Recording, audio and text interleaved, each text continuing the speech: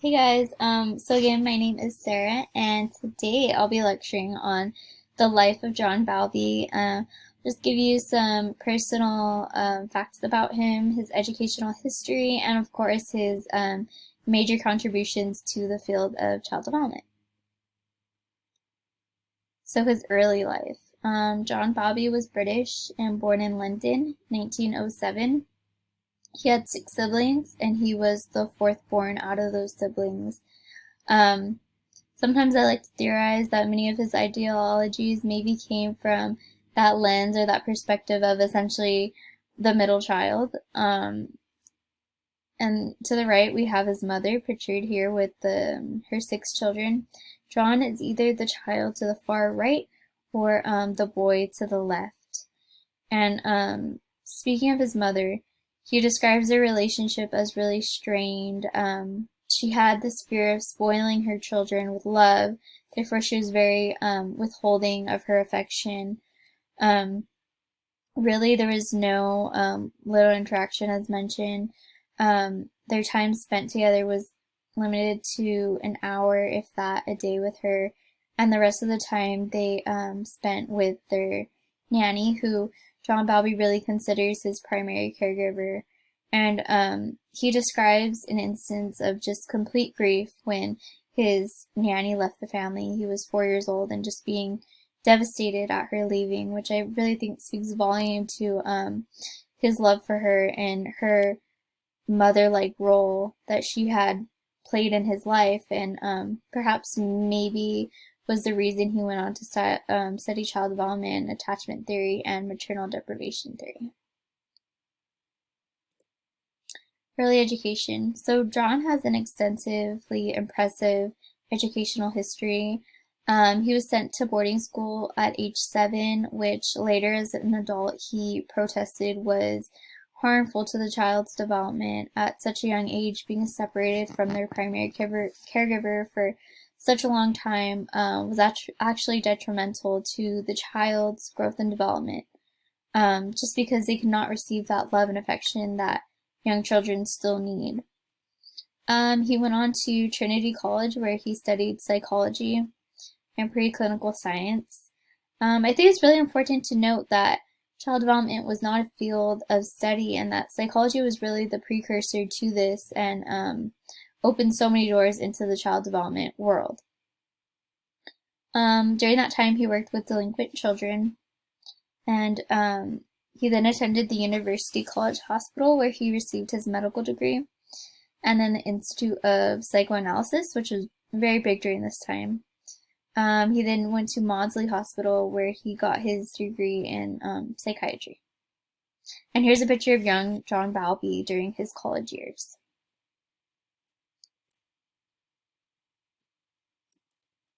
Okay, so personal life. There was really not a lot on John Balby's personal life. This is pretty much all I found. Some sources say that he liked to remain out of the spotlight, and was just always more about his work and his contributions than anything. But I did find this picture of him and his wife, Ursula Longstaff, on their wedding day. They had 4 children of their own, and he died September 2nd, 1990, hopefully living a fulfilling 83 years of life. So John Balby's career. As I mentioned, he worked with delinquent children in college. After that, he enrolled in the Royal Army Medical Corps, where he was a psychoanalyst. So not only did he work with the soldiers during World War II, but with their families dealing with PTSD and the grief of losing a family member to war. He became the deputy director of Tavistock Clinic. He briefly worked with the World Health Organization as a mental health consultant, and he did all this psychological work before beginning his research in the child development field. So before moving on to some of his theories, I just want to take a time to break out into groups, maybe 2 or 3 people per group, and discuss what elements of the lecture so far hints to influencing his belief. So what kind of inspired him, or what events in his life happened to lead him on that path of child development.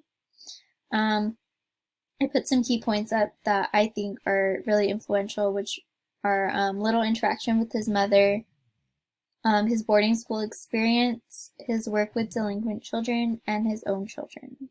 So if you guys just want to break out in groups, come up with a little, some of your own key points, and then we'll circle back and share.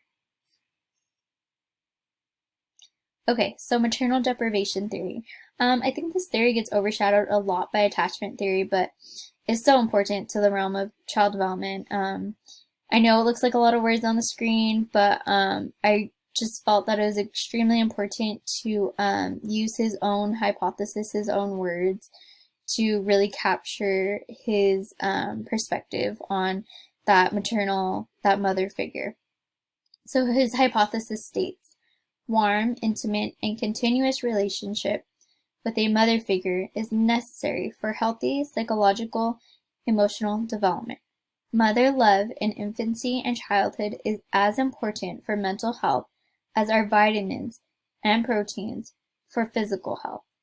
I think John Bowlby was just so ahead of his time, especially as a male in this field, being able to capture that intimate bond between an infant and a caregiver during early life is just very powerful. So consequences of maternal deprivation. If the child does not receive that love, affection, and intimate relationship with a caregiver, there's an inability to form future attachments. So that could be romantic relationships or friendships or just pure relationships in general. Affectionless psychopathy. This is the inability to feel remorse, and this usually stems from the mother not being loving towards their child. Them not feeling remorse towards their child, and that's transferred to the child. Delinquency and problems with cognitive development, which is super interesting that it not only affects you psychologically or mentally, but cognitive as well. It actually changes your brain structure. So impact of maternal deprivation theory, or what changes came from his theory.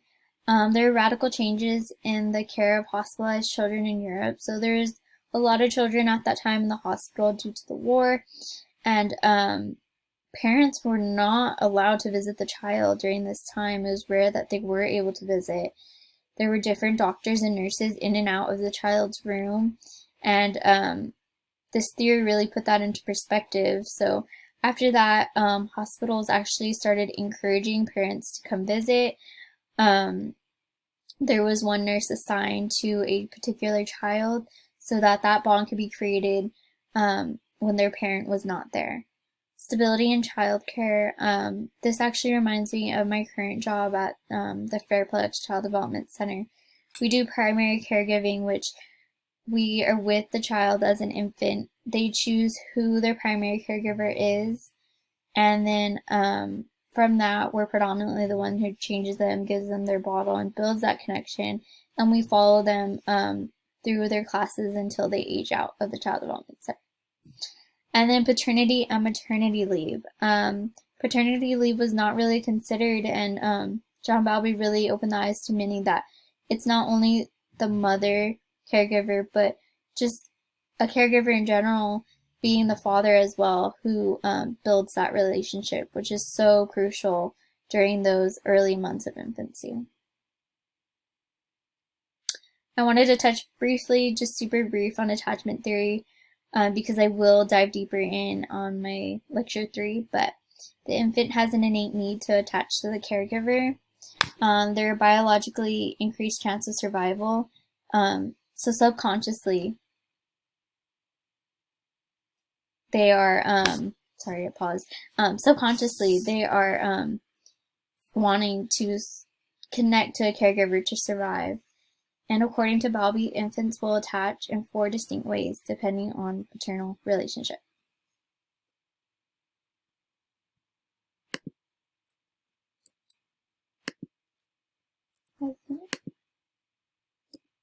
Okay, so some of his influences being Charles Darwin and Conrad Lorenzo, and they're pictured here. And that comes with the theory of evolution. He was interested in applying that to the child and how they're able to um, seek a caregiver for survival and how they can adapt to that parental caregiver, as well as human ethology and animal imprinting. He was also interested in how that applies to the child caregiver relationship, how the child, in a form, imprints on the caregiver, and vice versa, how the caregiver is just deeply in love and bonded to that child in a way of that can be connected with animal imprinting or compared to animal imprinting.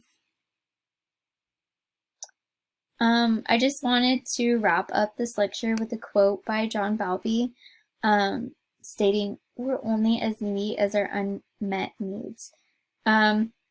I just think this is so crucial to the field of child development. It's a super important field that is necessary for development, important for mental health, and just the leaders and children in our future, and how we can meet those needs at an early stage and influence their development. Thank you.